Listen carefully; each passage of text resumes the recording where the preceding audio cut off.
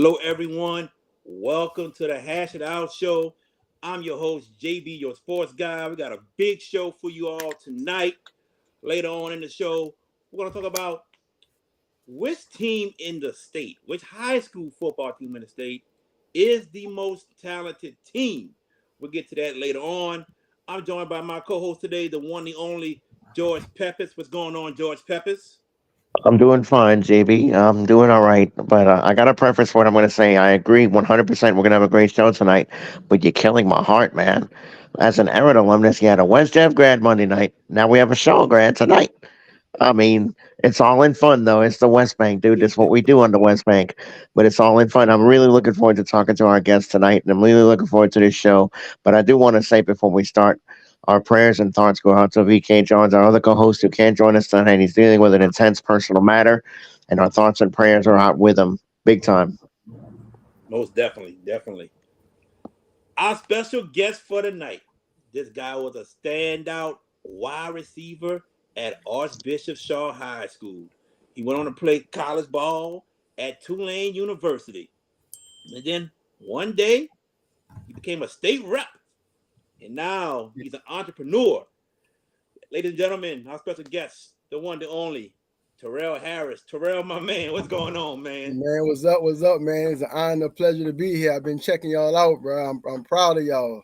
I appreciate y'all having me on. So Thank when y'all you. get on ESPN, I could go back and say I was one of the first ones on that show when they grow, you know. Yes, sir. I like Most his thinking, definitely. JB. Terrell, let me ask you this, man. Let's get it started. What or who was it that got you started in football? My father. Yeah, my father. So my father was he was a sports guy. He didn't play too much, but he watched it, you know. From all sports, not just football, from basketball, from baseball or boxing. You know, he was a fan of sports, you know, and he also was a fan of hard work, you know. So when you mix the two of sports and hard work, you know, you get great results. Definitely. While you were playing football, was there a particular football player that you looked up to? Jerry Rice. So Jerry Jerry Rice. Rice was my guy, man. Uh, Hence the reason I played wide receiver. But actually, I came to the show. I was actually going to show as a running back, but we had Mm, so many running backs that was out there. So I decided to go wide receiver. But going back, Jerry Rice was my guy. Jerry Rice came from Mississippi.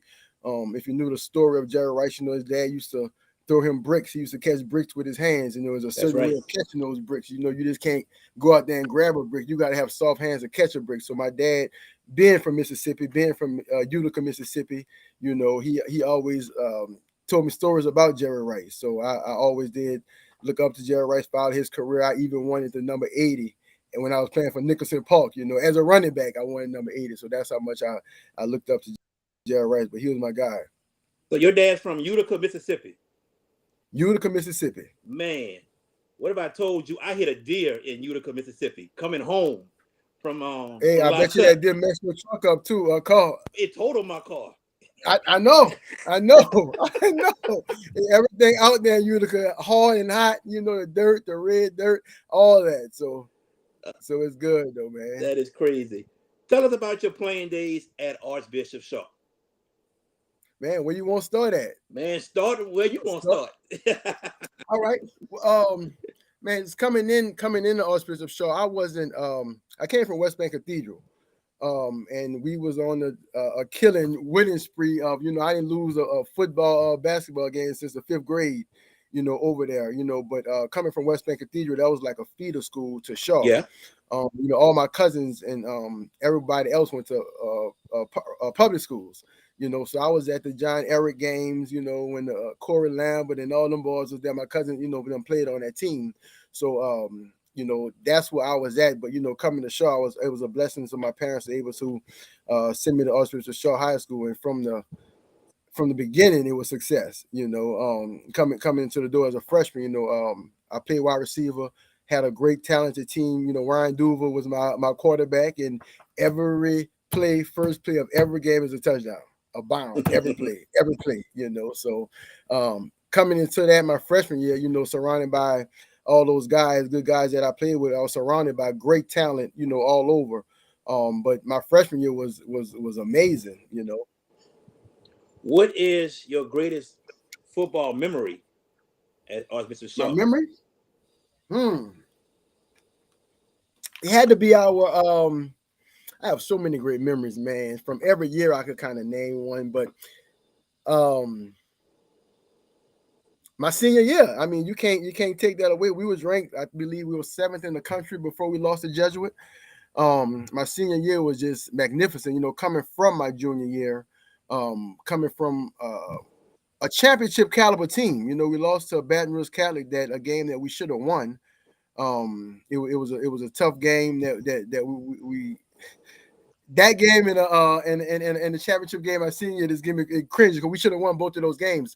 But coming from my junior year and the expectations of us as a senior to what we should be doing, it was a great run. My senior year, we battled the starters, played half the we played like half the game Yeah. on pretty much every game. We played like 3 full games the whole regular season. So and just going through that whole process, man, the campus was lit up with college scouts. Yeah. Week in, week out. We had like I think 13 people sign to D1 scholarships that year. Wow. So that whole just the chemistry of our team, the expectations, just everything about it. We had a squad, bro. We was going to the games knowing we was going to win, but still empty nesting our heart of not having that championship. So we really didn't know what to feel. But and Coach Hank always kept us, look, y'all good, but y'all could go your ass to Eric here, you're quick. Look, here to anybody, you know what I'm saying? Anybody, but just the talent we had on that team was just is unmatched. I still put us up against any Shaw team. Yeah. My senior and junior year, honestly, but especially my senior year, Man, your senior year, man, we talking about you. We talking about Derek Joseph. You got Brandon Carey. I know you had Tarley on the O line. Let me. Okay, we have DJ at quarterback. Yeah. With Ronald Bellamy and me at receiver. Yeah. We had Biggie, Brandon Carey, at running back. Who, listen, I don't think get enough credit because Biggie was the truth, bro. If you give me a pure running back, give me Biggie. Biggie was the truth, bro. Like one of my biggest memories of Biggie, we were playing Karen Crow and we was trying to run the timeout. Right. And I think we were in a 15, 17 something. He shook with the dude and broke it. And that kind of changed the game because we was running. I ain't gonna say run the clock out because every play we felt could break it. You know what I'm saying? But he got us down there in scoring position. So we had Brandon and we had Sharon. Mm-hmm. So Sharon was already like our scat back where Aaron Mitchell was our fullback. And our old line who don't get enough credit. We had Big Duck. Big Duck was 6'3", 340 running the 5'1" 40. Mm-hmm. He probably say 4'8", 4'9". But Big Duck was a big athlete, man. They had Sherrod Pack, Jamal Pack brother, Mm-hmm. was also 320. We had All-American Torrey Tully. We had J.C. Rishu, Kevin Scott.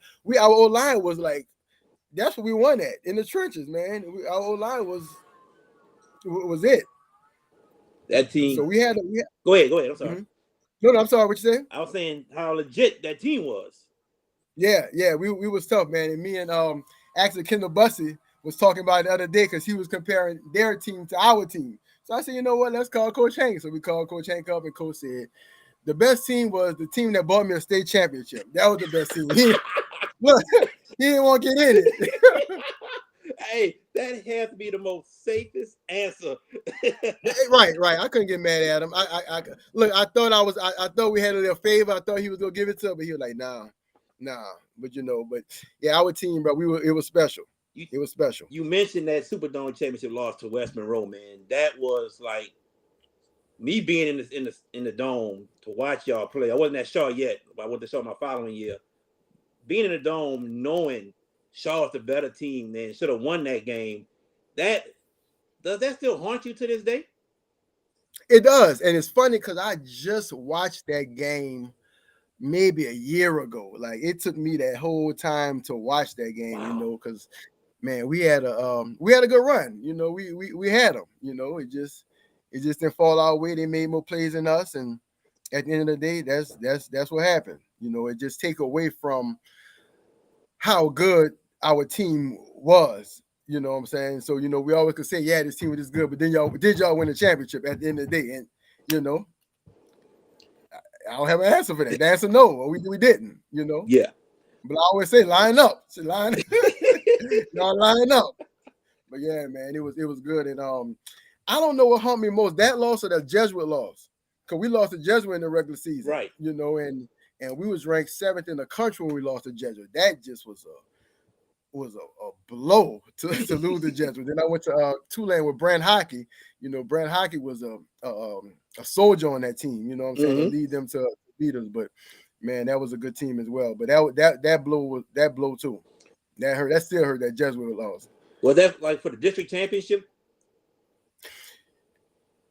Yeah, I think we possibly tied for the district championship because Jesuit possibly lost to somebody. Okay. Possibly, so it's probably like a 3-way tie, something like that. But that just and it took us off our high horse. Yeah. And it also gave us a chance to really play a full game because we was playing half games. Right. You know what I'm saying? So we needed that to going into the playoffs. So to play these full games. I think we played Rummel, Curtis. Our first game we beat Curtis. We played that full game. We played Jesuit and probably Rummel. Okay. And maybe that's it. The whole regular season. Gotcha. Mm-hmm. What is it like playing for Coach Hank Tierney? Man, it was great. It was great. So you're gonna get so much from it. You're gonna get discipline. You're gonna learn the game of football. You're gonna learn how to work as a team. It's so much that comes with that. One is you're gonna have a championship spirit, and that's what I think was missing from Shaw at a time, the championship spirit of the winning spirit, because the guys that he had last year was pretty much the same team. Yeah. You know what I'm saying? It was just I don't know how many different numbers it was, but it was pretty much the same team, but just the whole switch of attitude, that you had around him. And it's crazy because we went to me and Dude went to a baseball game, and Hank pulled up, and he was in the parking lot. We was about a baseball. He said, "Harris," and I kind of looked up. Oh, I felt like I got in trouble, man. I ain't hit that in years, but it gives you that, all the father figures. I was blessed to have so many father figures in my life, from my dad, my uncles, the men in my community, from teachers, and I also could say that Coach Hank was one of those. You know what I'm saying? So for me to bring my son over there to camp and all that, it just lights up his spirit, my spirit. It's just a blessing to be able to do. Most definitely. Yep. Coach Hank is a coach that loves to run the ball, but he opened it up for you at wide receiver. I don't know. You don't know? No. He did not. He did not. And okay. No, he didn't. I think I had like 1,200 something yards my senior year, which is decent. That's decent numbers for a receiver. Yes. But coming from an option-led team is different. My first priority was a block. Right. You know what I'm saying? Because we ran option. Yeah. So that Mike linebacker out of here. You know what I'm saying? So like if you check out my highlights from just crack blocking, we could probably watch that for about 2 minutes. You know what I'm saying? But I was cool with that. I had receivers, Jerry Faulkner and Panui. They taught me how to block. You know what I'm saying? I came in my freshman year. I started getting some playing time. They're like, come here, Terrell. Let me show you. You gotta learn how to block. And he took me under my wing, and D'Artagnan Miller and Duck. Yeah. Duck taught me the ropes on everything, but Jerry Panui, they taught me how to block. Get in there, and learn how to block. But we did open up a little bit. If it was one-on-one coverage, it was over. That was the whole goal. Let's get, how we were getting one-on-one, and that was it, So we ran the option. You had to come in, stop D. Joe. You had to come and stop Diggy. You had to come and stop Sharon. You had to bring a safety down. So, you leaving me one-on-one with a cornerback is easy. You chose to play at Tulane University. Coach Bowden was the coach at the time. Why did you choose Tulane? Antoinette Harris and Edward Harris, my parents.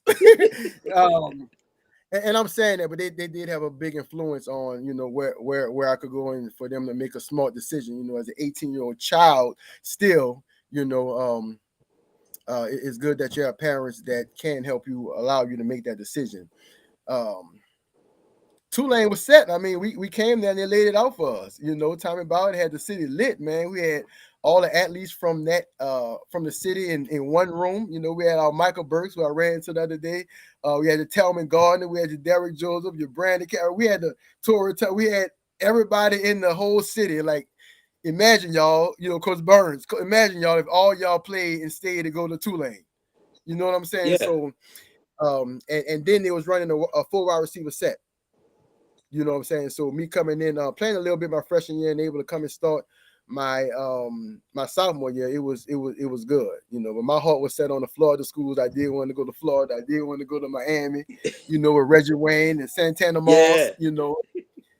I still think about those, but Miami was on a sanction at that time. They couldn't go to the bowl games or anything like that at the time during my recruit. But man, that's why I wanted to go. Even Coach Hank was like, man, where you want to go? I said, Coach, I won't go to Florida, Coach. That's me. I won't go to Florida, you know. But you know, him also was a big influence as well.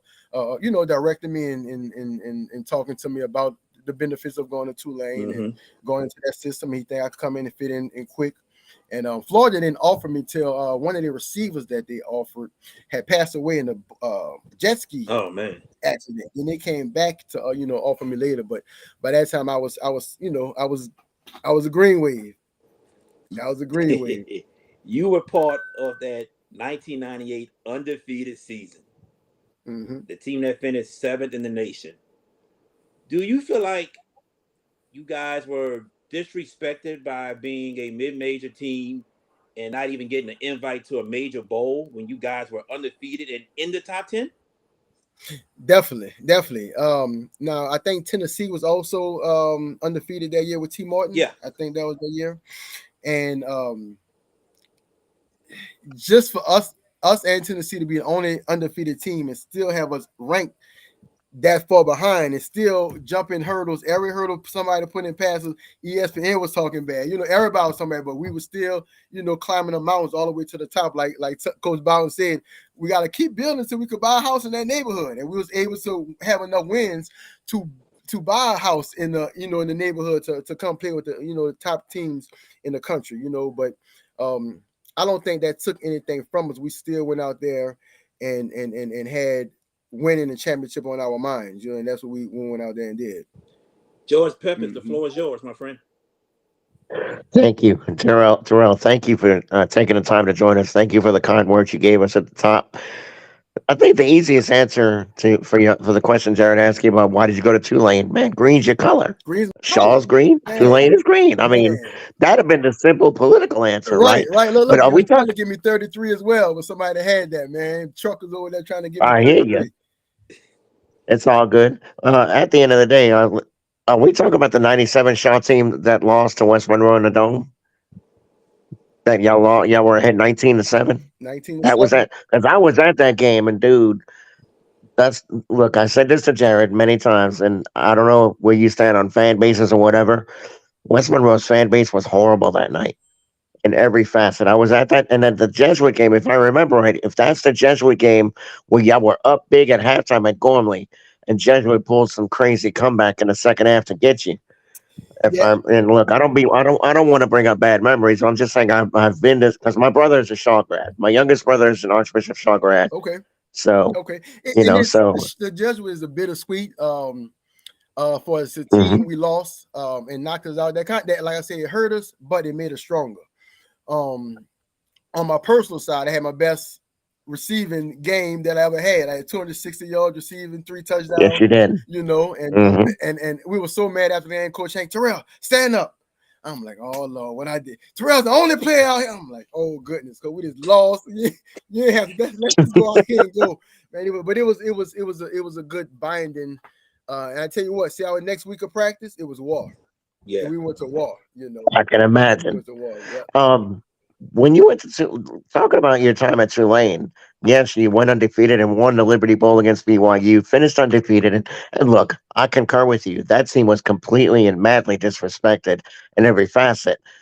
Looking at last year's Tulane team that went to the Cotton Bowl and beat USC, got the invite to the New Year's Six.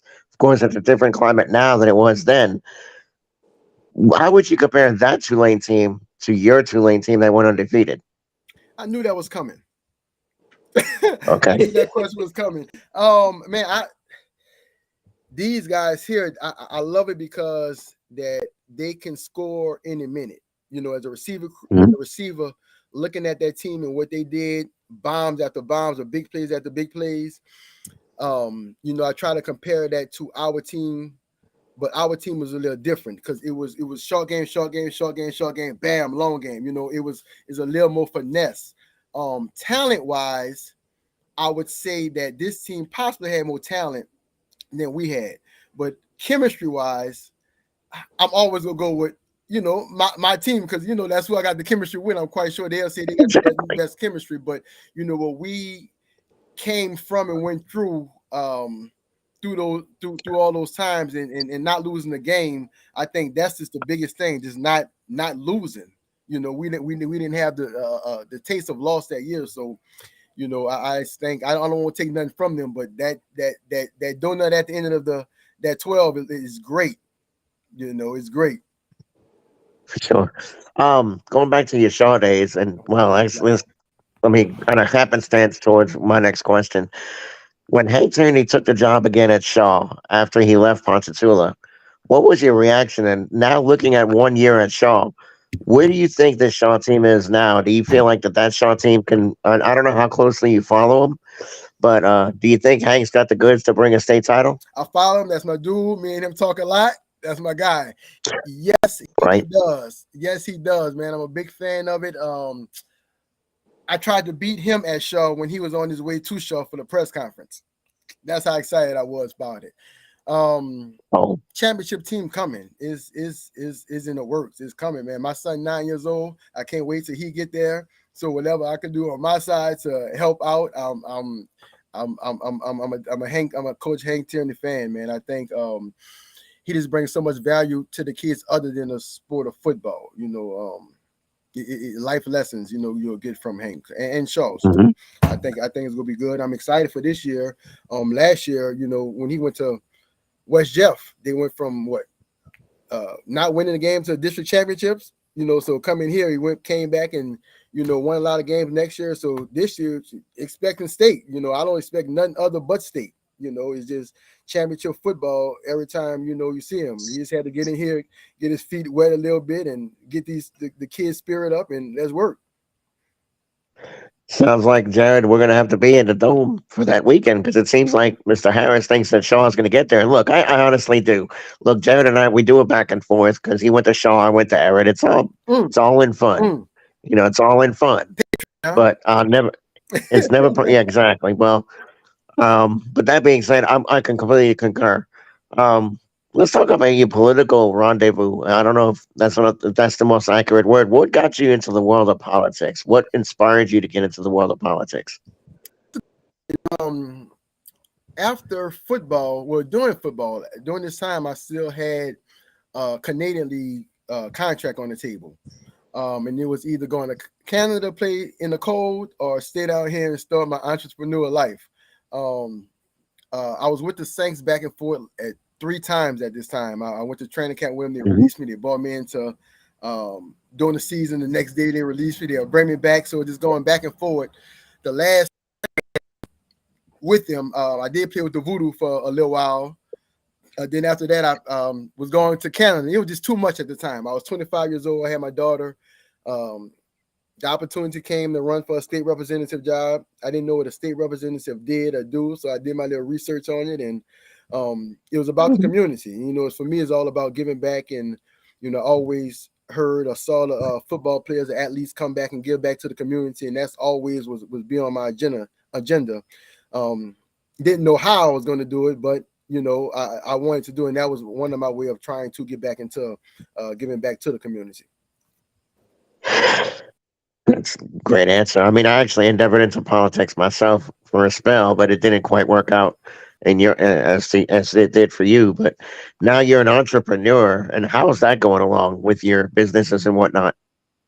It's going well. It's going well. So in 2004, I got my real estate license. So the first time the Saints released me, I went and got my real estate license, and they bought me back. And I was trying to sell them houses with Michael Lewis and Deuce. I was trying to sell all them boys houses.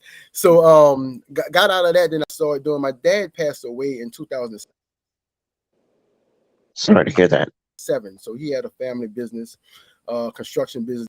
Followed up with him. I started my own construction company, so I started doing house elevation. During that time between 2009 and probably 2011, 12, 13. And from then on, I carried my broker license, doing real estate. I did a little hot shot with the trucking as well, which is something I love. I see my dude Jason on him. Me and Jason talked about that a lot. You know what I'm saying? Jason graduated from me and left me in that hot shot in that trucking business, but it's good. It's good. But hey, he told me today to say, hey, when you get Terrell on the show, later on, tell him I said thank you. Yeah. It's my dude, man. Jason. I've been knowing Jason so long, man. I've been knowing Jason. Me and him played park ball against each other. Mm-hmm. Jason played at Paul and I played at Nicholson, and we've been battling, ever since. And his dad was at every game with the stat book. Jason had 10 points. Oh, my bad, 20 points. 8 rebounds, you know what I'm saying? 10, he had it there, but man, Jason was a dog, man, and his brother Jimmy was playing on the team as well. So that's my people, man. Jason, good people. Good. That's good. That's awesome. I mean, yep. Do you still go to a lot of the Shaw games? Not as much I know as you I follow them. And this year I am. I'm gonna be committed. My son plays travel football, so it's just tough during the season to be at both. Sure. And I help coach out sometimes, so it's tough. Getting him enjoying his football sports career. So, and I'm going to say this facetiously and with all humor and candor. What are the chances I could recruit your son to John Ehret instead of going to Shaw? Oh, that chance is slim to none. Slim walking out the door. I already know. I did that in humor. I was doing it. Like I said, I prefaced it by saying I was doing it in a humorous tone. I know there's a better chance of an elephant flying over the moon. Funny. I just ran into Look, I ran into my boy Nick Foster, head coach at St. Aug. He said, man, Coach Nick was in the battle over there. I told him, man, T coming to St. Aug. He said, no, T not. They over there battling between St. Aug and Shaw. You know what I'm saying? They playing that tug of war, but as long as hang on, he got the forceful grip over there, so we all right. All right. That's cool. Look, like I said, it was a humorous tone. Yeah, when we stay on the West Bank. Look, I love Eric, my boy. I talked to a lot of over there that come to the barbershop, and Eric is, I deal with Eric. I like Eric. I do. Oh, it's not a hate.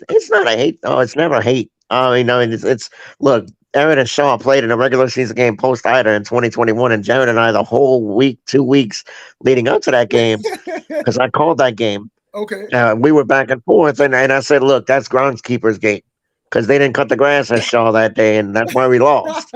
So I was coming up with everything, and I said, look, and quite frankly, the quarterback play was subpar that year, but I told Jared, I said, the 1 week of the year that the Shaw quarterback read the playbook, we lose. And I'm like, well, whatever. I mean, I forgot his name. Stephen Banford was the quarterback for Shaw. That's him. That's him in 21. But, Shaw in 22 was exceptional. I tell y'all what. What's that? What'd you say? Know what you said? I think he's cut. He's there. I thought he was cutting out, Jared. He's there. Say it again, Terrell. Oh, okay. Oh, no, I was just going back off of what he said. Oh, gotcha. Oh, it's all good. But look, I concur with everything about Shaw. I expect them to be really, really good this year. Mm-hmm. I don't know about Eric. I mean, Eric's got some questions to answer. They got to replace quarterback, but they still got Wendell Mack on the other side. So, look, it would be cool if we could link up for a football game this year sometime to go out and just hang out. I mean, I've got press credentials. I can always go. Definitely. I'm gonna be at me and Dude I think be we're gonna talking link about, up for man. the Dude St. Aug always game. asking. Yep. What's the first game is y'all gonna be at the Well, y'all played a jam. We're talking about the jamboree against St. Aug and at yeah, Shaw. But yep. Everett's going to play the first game that night against Brother Martin Mm-hmm. in We'll that be there. jamboree. Okay. So I think it's August 25th, and I'll make it work for me on my end. But my last question to you, Terrell, before I turn it back over to our esteemed host, I feel like I'm surrounded, man. All this green, but the only green I like is money, not Shaw. I'm just kidding. All right, it's all in fun. But my last question is, what do you have planned going forward? I mean, you have your business going on now. Is there anything else that we need to know about? Maybe just anything that you have anything going forward, or just you continue to do what you do? Man, everything I do, I try to elevate. So, being in real estate, being a realtor, I became a broker. After broker is on the development. So now I'm working on community development, getting inside these communities, low income families, and make it affordable for families or single women, revitalizing the community. So that's the kind of that I'm working on now. So I work with a nonprofit organization. I'm a housing director for it, and also on some personal investment side. So we're trying to do a little thing and so revitalize the community. So that and working with the kids in football, training them and leading them to the right path and showing them not just the roles of football, but what all football teaches you, the life lessons that football and sports teaches you as well. So every day I'm at the parks. And golfing, man. I've been golfing lately, bro. I've been golfing lately, so that's my new love. Every day I hit balls, so that's what I do, golfing. So Okay. that's you know. Terrell Harris, I will get you out of here on this question because I had a couple more questions, and your last answered those questions for me. So I'll get you out of here on this question right here. The state of Tulane football. Talk about that because Willie Fritz has changed the program around. He's staying, and things are on a positive slope for Tulane football, especially with the recruits that just came in and the recruits that he's going to have for next year. Man, he's doing a great job. And one of that he stays, because that's kind of similar situation that we had with Tommy Bowden. Tommy Bowden came and turned the city around and out of here, So for him to stay and bless the city with his presence more and bring on everything that he's bringing to Tulane, I think he's doing a great job. I think he's doing a great job of local talents as well, because the state of Louisiana, just this area here, have so much talent. So if he could capture, some of the talent, we still got more LSU fans than Tulane fans in the city. But if you captured some of these local talents and have them, if they're not going to LSU, keep them in house. You know what I'm saying? So you're not gonna get all of them, and because some of the kids need to go out of the country, out of the state, need to go different places. But if we could keep these local kids here, I think that would be great too. But I'm a fan of what he doing, and the Tulane program, period. The stadium and all that, man, it looked good. After we won the Liberty Bowl, that's when they put the turf down there, and then they built around it. So just to go back, and I'm like, man, I wish, because playing in the Superdome and playing in that is different. We can have 20,000 people in the Superdome and it look empty. We have 20,000 people over there. It's packed. That's a whole different energy and vibe. So it's good. I love it. I'm proud of my school, man. They're doing good. They're doing well. Terrell, my friend, man, thank you for joining us. Yep. Much success to you, man, going on in the future, man. And we'll be seeing you soon, definitely. Oh yeah, and I'm proud of y'all too. Proud of y'all, man. Keep it up. Appreciate y'all. Thank you. Thank you, man. Yep. Catch you later. Y'all have a blessing, man. You too. You too. All right. That is our good friend Terrell Harris, Archbishop Shaw legend. He was a good one, man. He was a good one to see Derek Joseph throw him that rock. And he said it, 1,200 yards receiving coming out of an option offense. That is unheard of, GP. Absolutely, and he had Ron Bellamy on that team too, who's a Michigan play, who went to Michigan That's too. right. Look, I won a complete loss. I got one of you guys to go to one of my schools, so it's all good. But no, yeah, I remember that Shaw team, the '97 team. That and that was the year before my brother went to school at Shaw, Yeah. and he wound up being in the band. And I was at that Jesuit game. We went to the Jesuit game. It was a family outing, and they were up 28-7 at halftime. And I'm thinking, I looked at my mom. I was like, they're good from here. I didn't. I was like, there's no way Hank's gonna blow that game. Jesuit, they found a wild hair somewhere. You know where? They found a wild hair in that second half, dude. And I was like, did I just see this? Mm. It's like what? And then the West Monroe game, 19-7. No, I mean, how many times has this game been beaten around the bush? I don't know if I'm a Shaw alumnus. I want to watch. There's two games if I'm a Shaw alumnus, of which I'm not, that I don't want to watch back. The West Monroe '97 game and the one we talked about a little bit the other night, the Evangel game in Shreveport. Mm-hmm. Those are the two games. If I'm a Shaw alumnus, I'm not watching back because, like I told you, my youngest brother is a Shaw grad, and he was at that game playing with the band, and he had a bird's eye view of said play. And let's just say he's very reserved, but boy, the absolute looseness of how angry he was just palpable. But to hear Terrell Harris talk, I'm proud of what he's become. Yeah. He got into the world of politics. Said, wait a minute, bro, I had no clue, but he took the time to understand it. And he saw he gets the lessons of life. Look, sports is one thing, but to your young ones out there that are listening, let this be a message to you. Every guest we have on that we've had on, they've played sports, and like Marlon Favorite the other night. Look at him now, success in massive ways. But his football career in the pros lasted what, 4 years? I He think he said, played yeah, 4 years in he said Carolina. total of 4 years. He was on a lot of Yeah, teams. Yep. right. He was bouncing around, but he said, "Wait a minute, man, this ain't gonna work." So outlets and school is and basically my point is school is extremely important to you kids out there and to your parents, and you have kids that are athletes. Great, let them explore the athletic vibe, but teach them the lessons of life, because life is only one. We only get one shot at this. There's no two. You get one. So I mean, and just listening to Terrell, and outstanding personality, I'm looking forward to being at that jamboree with you guys and hoping he's there and getting to actually meet the man in person, and we're gonna chop it up big that night. And I'm pretty sure, since we'll be off air, he's gonna probably rip me like I don't know what. Especially if you encourage him, sir. I'm just saying. But I know there's another topic you want to jump on, because I'm very interested in getting on this topic. So fire away. Let me get right to it. So Let's get it. on the Hash It Out Instagram page, I put up a poll, and the poll was, which team has the most talented players on its football team in the state? The four teams I put up: Destrehan, Edna Carr, St. Aug, and Westgate out of New Iberia. And at the end of the poll, which lasts 24 hours, the winner was Edna Carr with 41%. They defeated Destrehan by one vote. Destrehan had 34%, St. Aug 14%, Westgate 10%.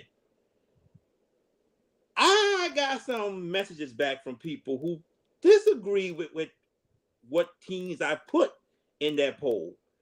I had our good friend George Mike Coppage. He was one of them. Hmm. He said Okay. Ruston should have been on that list. I had another person hit me up. They said Lafayette Christian should have been on the list. And even a player from Neville said Neville should have been on the list. And I love that I got the responses back from people feeling that certain way. That makes this sports talk so much better. But with me putting this, to me, I thought these four teams were the most talented. St. Aug, you got a quarterback in Amari. You got a couple transfers that came to St. Aug. You got a tight end. You got two wide receivers who are all three stars. You got Fred at cornerback, who's about to be the next big cornerback probably in the city. St. Aug got so much talent. And then I go to Westgate. Westgate has Jabari Antoine, who's a 5-star. He's a junior. You got a D tackle named Demarion. I can't remember his last name. He's a 4-star going to LSU. And then you got defensive end that's a 4-star. So Westgate got talent. Edna Carr, come on, now. Raji Dennis going to Ole Miss. You got the man child Tyron at wide receiver. You got Taj at linebacker on defense. Destrahan, come on. Shane Lee at running back. You got a plethora of wide receivers, big time wide receivers. You got Collage on the defensive end. You got Anthony Robinson III, who's going to Ole Miss at safety, and Collage going to LSU. So you got talent galore. I don't think you can go wrong with any of these teams. But if I had a pick right now, it's hard to go against Destrahan as my number one. See, Mike gave you some good reasons. He put Rustin in there because remember, Rustin toe to toe Destrehan for a lot of that football game, and they withstood a lot. Yes, sir. Destrehan was obviously bigger and faster. Rustin. It was their first time in the Superdome in a minute, and maybe the lights got a little too bright that night, perhaps, or maybe just Destrehan felt like a team of destiny. And you mentioned Lafayette Christian. I mean, maybe you have the best quarterback in the state on their team and Johnson. Yeah. Again, he's a wonder kid. And I can't wait to see what this kid does this year for an encore. Because the Superdome game, the game against St. Thomas More was his call out. And look, LC should have had the ring, but STM stayed in it and whatnot. And they were able to grab a late spurt and they were able to win it. There was no defense optional that game. You mentioned Edna being the most talented. I'll say this. I don't necessarily disagree, but I'm not going to 100% heartily agree. And it sounds a little political and not really political. So I sound like a politician where I'm waffling. But hear me out. If AJ was a senior on this car team, on this one, they are a lock for state, a lock for the district, and a lock for state. As good as the Division One selects are, Carr would win it. But and I'm not saying the kid that's with Johnson, I think is his name, right? John Johnson. Yep. The quarterback. Yes. Right. I'm not indicting him in any way. I want him to show me he's got all this buffet of talent. I want him to be able to be that dude to find it on a consistent basis, and that's inherent on Bryce Brown, the best team in New Orleans. And look, we had Cole on last week, and he mentioned Warren Easton was. Look, they're going to be spectacular. I don't think there's any question. But the one team I'm shocked you didn't have in this poll because they're bringing almost everybody back and they dominated their state championship. John Curtis. I mean, those dudes are going to be silly good. But they're going to be absolutely silly. And I say it in a nice way because they destroyed Brother Martin in the dome last year. They beat him down pretty good. And to this day, I'll say this: Brother Martin's atmosphere that night, and yeah, they got spanked. But man, I've never seen a more energetic, loud crowd than that group. The closest one to them, 2000, Perry Walker, when they lost to John Curtis. Mm-hmm. Those cats were absolutely silly, stupendous in a good way. But Westgate, you mentioned them. I mean, they're in the poll because of Antoine, and they got other good defensive studs. But Antoine is the headliner. I want to see where they're at offensively before I make that judgment on them. I want to see what they are about offensively. If they're going to lean on their defense early, maybe it's a young off. I didn't do my research yet on Westgate. I mean, I know we know the players that we talked about and you talked about. We know them, but we don't know what they're about offensively yet. St. Aug. I mean, Nick Foster, he's going to have a really good team. But you know what's crazy? We could have some of the best teams in the state in one district. Carr. Yeah. I mean, those are two top dogs, and they could be the two fighting at Curtis. Mm-hmm. I mean, those three teams, and Brother Martin's not far away. Look, you say what you want about Brother Martin. Mark Boney is a special coach. He's a very good coach. And maybe this is a learning tool by getting to the Superdome. And look, you're not the first one to get embarrassed by JT, and you won't be the last. You might be. Because JT's close to retirement, and I love him to death. But this is just leading into the discussion of the prep season, and I can't wait because there's a lot we are going to cover this year and hash it out. Stay tuned. This is going to be fun, and we're going to partake in games as much as we can. You know, me, you, and Vashawn, Yeah. and whoever else we run into. It's gonna be some fun times, especially them Saturday games, man. You know, some of them games are gonna be wild. Um, I mean, your schedule. I saw Shaw's schedule. Look, I think Shaw is gonna be good. And look, as much ribbing as I did earlier on, analytically speaking, Shaw is gonna be very good. Yeah. I think they're the favorites to win that district. Yeah. I think they're going to. I think the pre-district schedule for you guys, the Texas game. I don't know much about the team that y'all playing. Is it Kincaid? I think. Yes. Kincaid, 6A team in Texas. Yes. Okay, well, 6A is the top level you can get, so that's going to be a heck of an asset test for you guys. They usually grow big down there, and look, what do they say? Everything's big in Texas, so you got to fight on your hands in that game. But that schedule sets up pretty good out of district, and then when you get to district, look, who's going to be good? Bell Chase. I mean, Landry's going to have a turbulent season because Noel's not there. So the district's right there for you guys, right there for y'all to get it and whatnot. But look, we could spend the rest of the night talking about all these teams, but you know, for you to answer your poll, if you're giving me those four teams, man, I mean, Carr's got the plethora, but I feel like give me the proven commodity out of the four. That's the hand. It's gotta be. Well, they won at the highest class. You know, I mean, yeah, Curtis got Division One selects and non-select, but what is that? One is parochial and one is not. But then I say the selects are parochial, but John Eric's in there. Are you Mm-hmm. kidding? JP, all the JP's in there. They none of them schools is charter. John Eric's not a charter school or an archdiocese or anything Right. like that. Right. I don't know whose bright idea was to put them in there. And look, it's like, oh my goodness, we're gonna have to recruit special to even compete with teams like a Carr, teams like a Curtis, and Warren Easton don't belong in the freaking selects. They don't belong in the selects. They don't. But that's another discussion for another Yeah. day. But to answer your question, I would take that. I would take Destrehan out of the four that you put up there.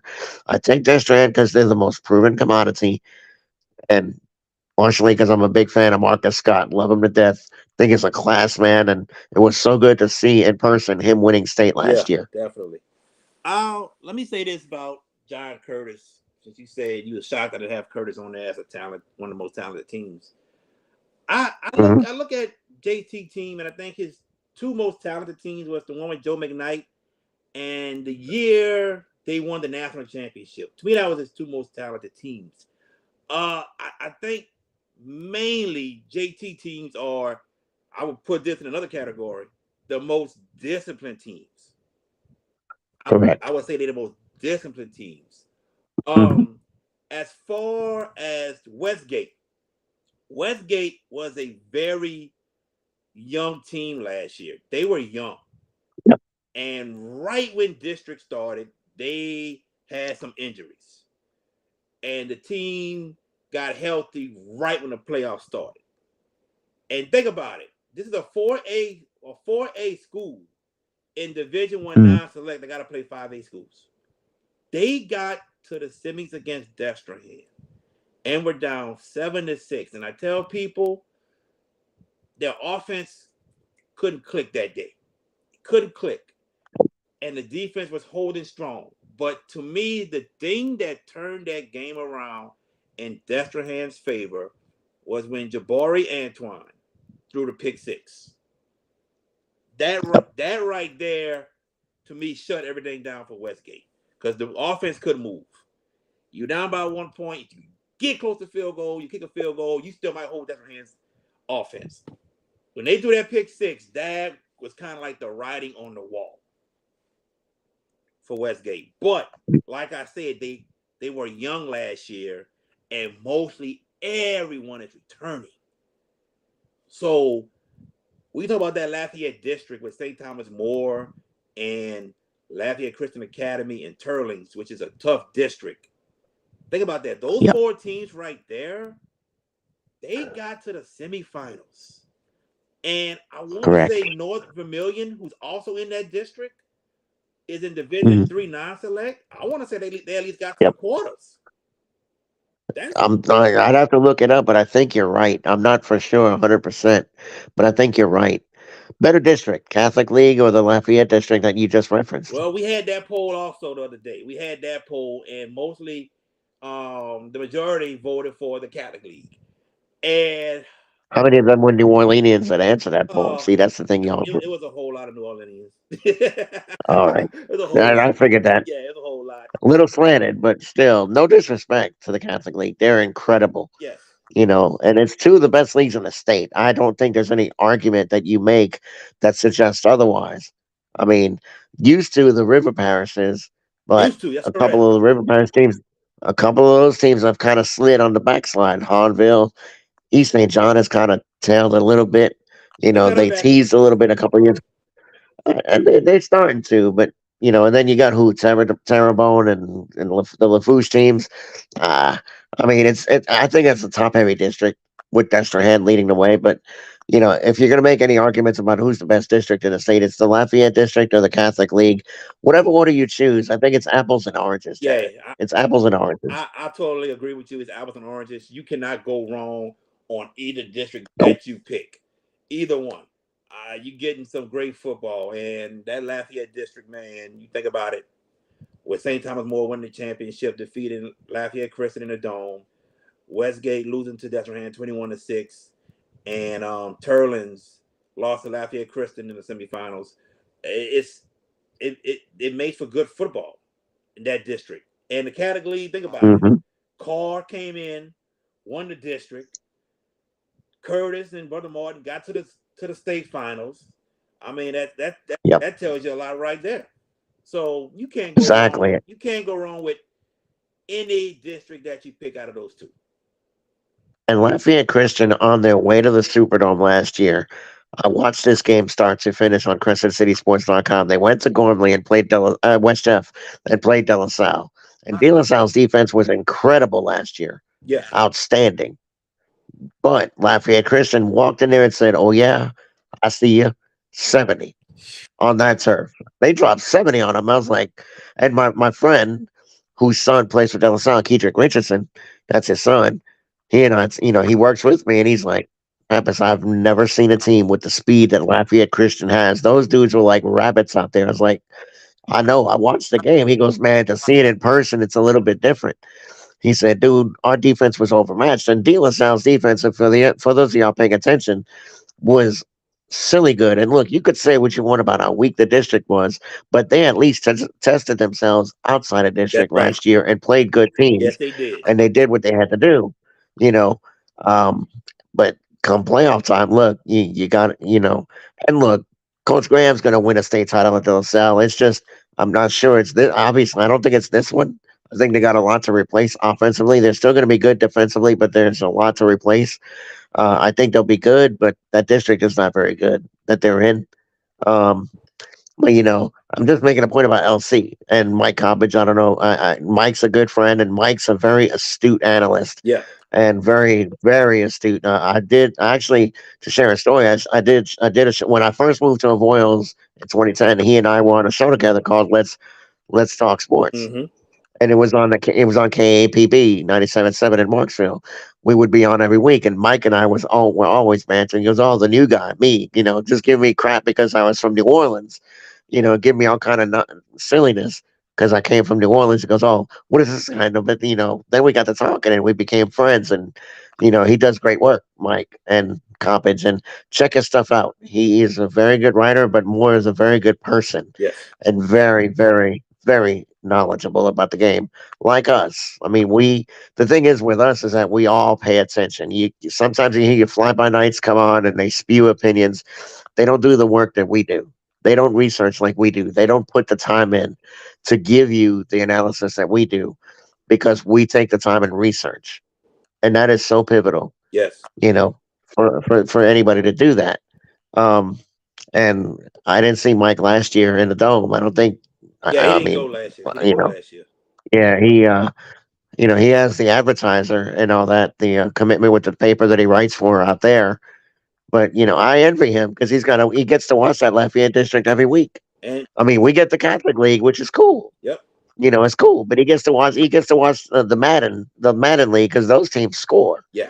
like way more than we do. Yes. We play defense in the Catholic League, but those cats score 50 to 60 every week. It's like, oh, well, I'm surprised. I'm not.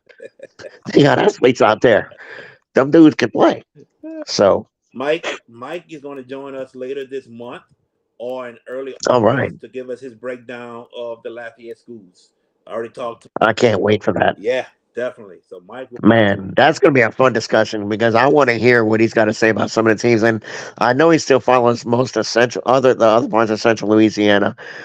Curious to get his thoughts about my old stomping grounds of Royals High, without it post Andy Boone. You know, Yeah. uh, and and Alexandria is a team I'm kind of interested to see where he's at with them because a couple of years ago they should have won state. They They should have went for won state two. a few years They ago. went for two They went for two and and they missed they it. missed it. Yep. They missed it, and last year was a little bit of a rebuild. Not really a rebuild, kind of a slide back. I think they're a team that they've been talking up a little bit up there too. And I still read those websites, and I don't talk to the people I used to as much as I used to, but I do my own research when it comes to those teams. So I can't wait when we get Mike on. You said next month? Later this month or early August. Wait, okay, Yep. sounds good. Oh, when we do our previews, that's Yes. gonna be fun, y'all. Come August, let me tell y'all the way what we got planned out for Hash It Out. We're gonna have analysts from all over the state, and they're gonna give you the breakdowns like no other because they're in their pulse. They're in the pulse rates of these cities, and they know these teams. So if you want good, crisp analysis, fun times, stay tuned. Hash It Out's where you want to be on your way to the 2023 prep football season. That is exactly right. Exactly right. Hmm. Everybody, we thank you all for tuning in tonight. We had a lot of fun discussing two polls that we had on the Instagram, the Hash It Out Show page. So if you guys don't follow the Hash It Out Show on Instagram, please go follow the Hash It Out Show. And when you search it, it's the period hash period it period show. That's it. Yes, got to put them periods between each of the words. But Gotta make it difficult, huh? yeah, I was trying to put the underscore and put, I was trying to put the underscore in the space, but it wouldn't give it to me. So I was like, okay, well, let me put I two got you. periods, and it gave it to me. So yes, on I, Instagram, that's where we are. The Hash It Out. I said the period mhm. hash period it period show. Oh no, the period hash period it period It out period period. out period. Yep. Yeah, I'm about to say where's the out? But I do before we close, I do want to say one Go thing. ahead, And to buddy. our dear and great friend, Vashawn Jones, we miss you. We know what we feel what you're going through. And ladies and gentlemen out there, y'all, to those of you that are regulars to the show, first of all, thank you for tuning in every week and making our jobs easy and giving us the impetus to do this. And it's our passion, and we just want to resonate that. But VK, I know you're listening because we're going to talk to you here in a little bit. We love you. We're praying for you. We're praying for the right result for you, and just leave it in God's hands, my friend. And I speak for the both of us when I say that. Most definitely, yes, yes, most definitely. Also, special thanks to our special guest we had tonight, former Tulane wide receiver and former wide receiver at Archbishop Shaw, Terrell Harris. Uh, Great guest, man, and it was a lot of fun. Hopefully, maybe one day in the future we get him back on.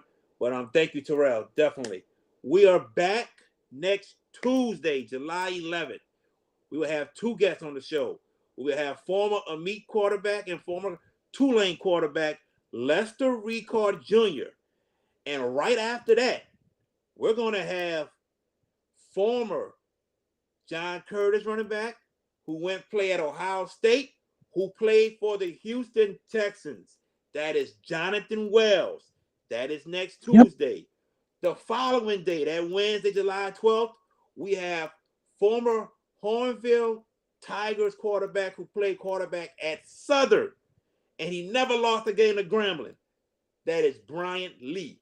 So next Tuesday is Lester Ricard Jr. and Jonathan Wells. Next Wednesday, we have Bryant Lee. Make sure you tune in. Like I said, this whole month is Football Legends Month.